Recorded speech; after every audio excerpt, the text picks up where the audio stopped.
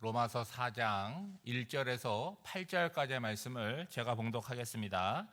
그런즉 육신으로 우리 조상인 아브라함이 무엇을 얻었다 하리요? 만일 아브라함이 행위로서 의롭다 하심을 받았으면 자랑할 것이 있으려니와 하나님 앞에서는 없느니라. 성경이 무엇을 말하느냐? 아브라함이 하나님을 믿음에 그것이 그에게 의로 여겨진 바 되었느니라. 일하는 자에게는 그 삭이 은혜로 여겨지지 아니하고 보수로 여겨지거니와 이를 아니할지라도 경건하지 아니한 자를 의롭다 하시는 이를 믿는 자에게는 그의 믿음을 의로 여기시나니 일하는 것이 없이 하나님께 의로 여기심을 받는 사람의 복에 대하여 다윗이 말한 바 불법이 사함을 받고 죄가 가리어짐을 받는 사람들은 복이 있고 주께서 그 죄를 인정하지 아니하실 사람은 복이 있도다 함과 같으니라. 아멘.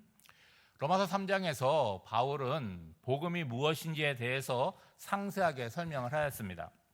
3장 28절에 보면 그러므로 사람이 의롭다 하심을 얻는 것은 율법의 행위에 있지 않고 믿음으로 되는 줄 우리가 인정하노라 라고 말하고 있지요. 하나님의 은혜로 구원을 받았다, 믿음으로 구원을 받았다, 이것으로 끝나야지 여기다가 내가 무엇을 했다, 인간의 행위들을 참여시키지 말라라는 이야기를 하는 거죠. 이 부분이 아주 중요한 부분이기 때문에 4장에서는 실제적인 예를 들어서 한 번 더 설명을 합니다. 누구의 예를 들고 있냐면 아브라함과 다윗의 예를 들고 있는 거예요. 왜 구약의 많은 인물 가운데 아브라함과 다윗의 예를 드느냐? 이스라엘 백성들이 가장 사랑하고 좋아하는 분들이기 때문에 그렇습니다. 여러분 마태복음 1장 1절을 보면 이렇게 복음의 시작이라고 얘기하는데 누구를 드냐? 아브라함과 다윗의 자손 예수 그리스도의 세계라, 계보라 이렇게 말하고 있죠. 먼저 아브라함의 예를 들고 있는데 1절 말씀에 보면 그런즉 육신으로 우리 조상인 아브라함이 무엇을 얻었다 하리요? 라고 말하고 있습니다. 이 말을 풀어보면 사람이 의롭게 되는 것은 율법의 행위가 아니라 믿음으로 된다는 것을 믿음의 조상인 아브라함에게 적용해 보자라고 하는 것이죠. 여러분 왜 아브라함일까? 아브라함은 믿음의 조상이기도 하지만 또 다른 믿음의 조상인 모세보다 앞선 사람이기 때문이에요. 여러분 모세는 누구냐? 율법을 모세 때에 받지 않았습니까? 그러니까 아브라함의 때를 얘기한다는 것은 율법을 받기 훨씬 이전의 일이라는 것을 말하고자 하는 것이죠. 그러니까 율법에 대한 논쟁은 아브라함에게는 없는 것입니다. 바울은 2장 후반부에서 유대인에 대해서 새롭게 정의를 하잖아요. 모든 유대인이 다 똑같은 유대인이 아니라는 거죠. 두 종류의 유대인이 있는데 표면적인 유대인이 있고 이면적인 유대인이 있다는 거예요. 본래 유대인은 어떤 사람이 유대인입니까? 유대인의 피를 받은 사람, 혈통적인 유대인을 이제 유대인으로 치는데 그런 겉으로 보이는 혈통적인 유대인은 표면적 유대인, 그러니까 무늬만 유대인이라고 하는 거예요. 그러면 참 유대인은 어떤 유대인이냐? 그 속 사람이 유대인인 사람, 이면적 유대인이 참 유대인이라고 얘기를 하는 거죠. 그러니까 본래 혈통적인 유대인, 그러니까 표면적인 유대인들에게 있어서 이 말은 좀 걸리지 않겠습니까? 우리가 혈통적으로 유대인이에요. 할례도 받았습니다. 율법을 가지고 있고 율법을 지키고 있는데 바울이 말하는 바는 그것이 유대인이 아니다. 이 내면적으로 예수를 믿는 사람들이 참 유대인이다라고 하는 것이고 할례를 받았다고 자랑하지 말아라. 할례는 육신에 받는 것이 아니라 그 마음의 할례, 그 마음이 새롭게 되어야 된다라고 말하는 것이죠. 그런 관점에서 1절을 보면 아브라함이 육신으로 얻은 것이 뭐가 있습니까? 없잖아요. 없다는 거예요. 따라서 2절을 보면 만일 아브라함이 행위로서 의롭다 하심을 받았으면 자랑할 것이 있으려니와 하나님 앞에서는 없느니라 라고 말하고 있어요. 여러분 성경을 보면 아브라함이 언제 처음 등장합니까? 창세기 12장에 처음으로 등장을 해요. 그러면 창세기 1장에서 11장까지는 어떤 이야기가 나옵니까? 하나님의 창조 사건이 나오잖아요. 그 다음부터 나오는 것은 인간의 타락입니다. 선악과를 따먹고 가인이 아벨을 죽여요. 형제가 형제를 죽입니다. 세상이 죄로 관영함으로 말미암아 하나님께서 홍수로 세상을 심판하잖아요. 그렇죠? 그리고 노아의 가족을 통해서 회복이 되었는데 인류가 회복이 되어서 가장 먼저 한 게 뭡니까? 예, 바벨탑을 쌓은 거잖아요. 그리고 온 세계로 이렇게 흩어지게 되는 이야기예요. 하나님의 창조를 받는 인간의 역사라고 하는 게 뭐냐? 창조주 하나님을 대항해서 반역했던 사건, 그리고 불순종했던 사건, 그것이 인간의 역사라는 거예요. 그런 가운데 누가 등장한 거예요? 아브라함이 등장한 건데 그의 인생을 놓고 우리가 믿음에 대해서 한번 이야기해보자 하는 거죠. 아브라함은 한마디로 말하면 믿음으로 의롭다 하심을 받은 사람이라는 거예요. 그것을 반어법으로 표현한 것이 2절의 말씀입니다. 아브라함이 하나님의 자손임을 자랑하며 살아가는 유대인들이 아브라함처럼 살아가면 아무런 문제가 없어요. 그런데 어떻게 되는 거예요? 변질이 되었다는 거예요. 2절 말씀에서 지적한 대로 하나님 앞에 자랑할 수 없는 율법의 행위로 의로움에 이르려고 하는 것이 그들의 문제라고 하는 거죠. 그러니까 바울의 논리를 따르면 혈통적인 유대인들만 아브라함의 후손이 아니라 믿음으로 의롭다 하심을 받는 차원에서 이후로 예수를 믿는 우리까지도 다 아브라함의 후손이 된다는 거죠. 그러면 오늘 신앙생활하는 우리들은 어떤 선택을 할 것이냐? 아브라함을 따라서 믿음의 길을 걸어갈 것이냐? 아니면 유대인들처럼 율법을 지키는 것으로 의로움에 이를 것인지 선택을 하라는 거예요. 이게 양자택일의 문제처럼 보이지만 무엇이 우선이냐 그 얘기를 하고 있는 거죠.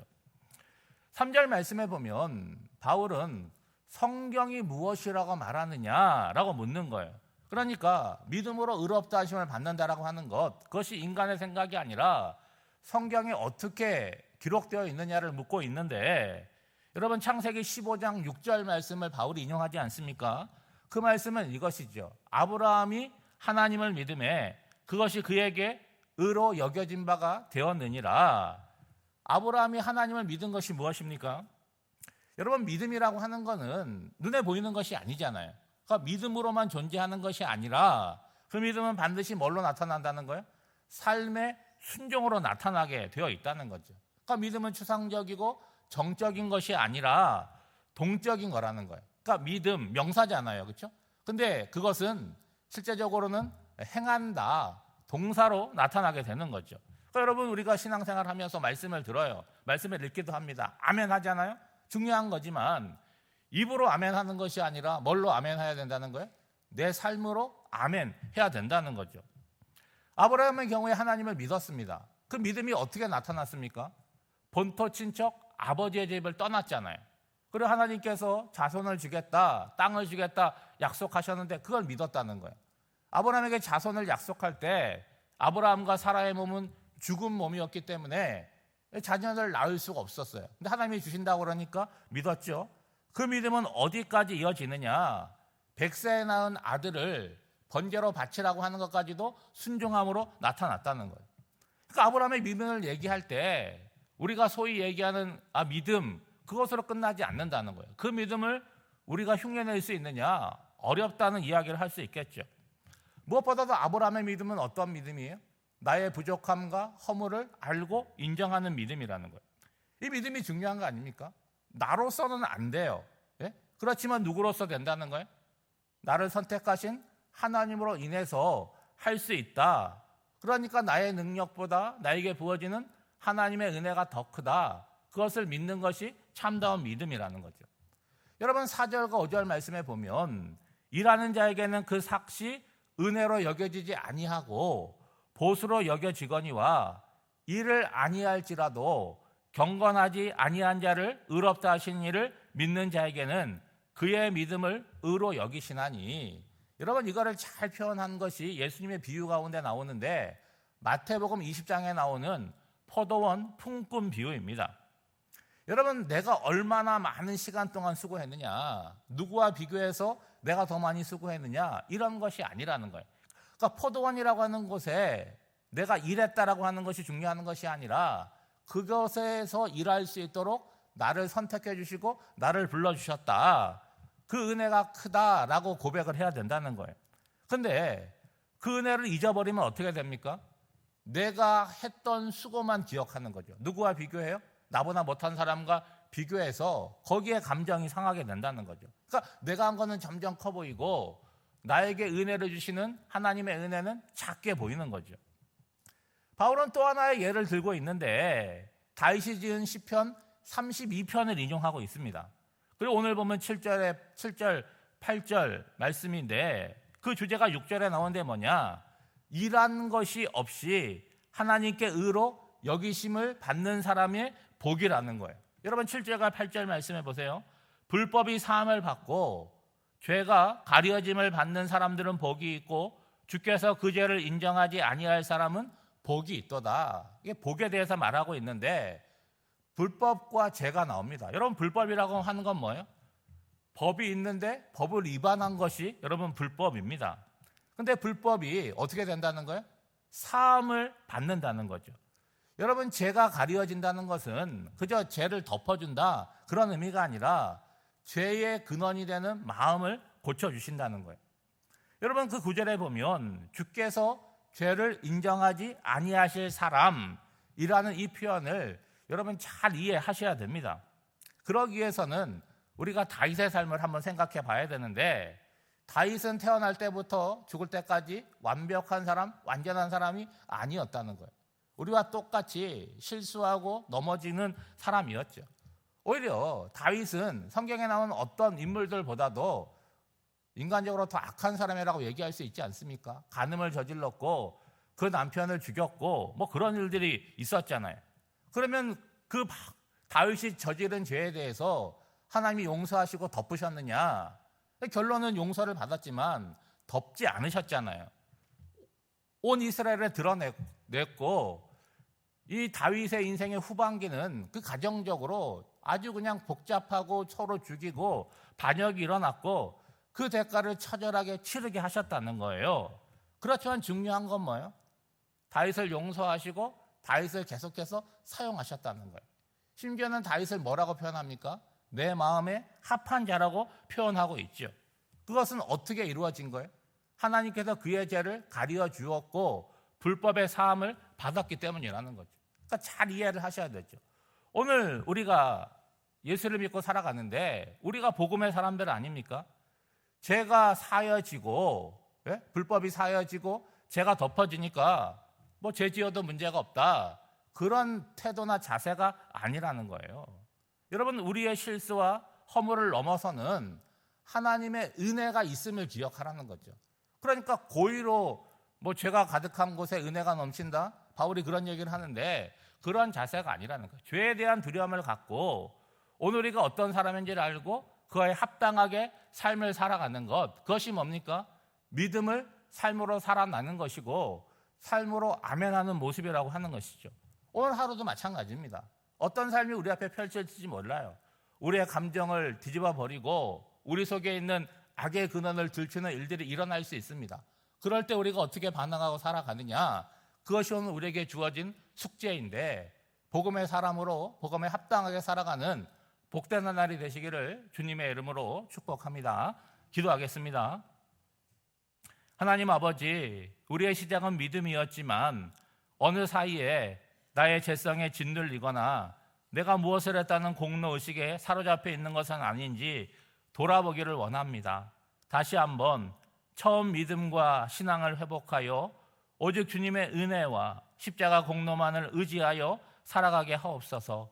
주의 은혜로 다시 얻은 오늘이라는 시간을 헛되이 보내지 않게 하시고 하나님 앞에 선하고 아름답게 살아낼 수 있도록 붙들어 주시고 인도하여 주시옵소서. 미국 조지아 공장에서 연행된 한국인들 가운데 교회 자녀가 있사오니 주님께서 조속히 문제를 해결해 주사 기쁜 소식이 들리고 무사히 돌아오게 하옵소서. 갑작스러운 인생의 환난 질고로 어려움 당한 성도들의 마음을 다스려 주시고 우리가 복음의 사람임을 기억하며 모든 일들을 믿음으로 반응하게 하옵소서.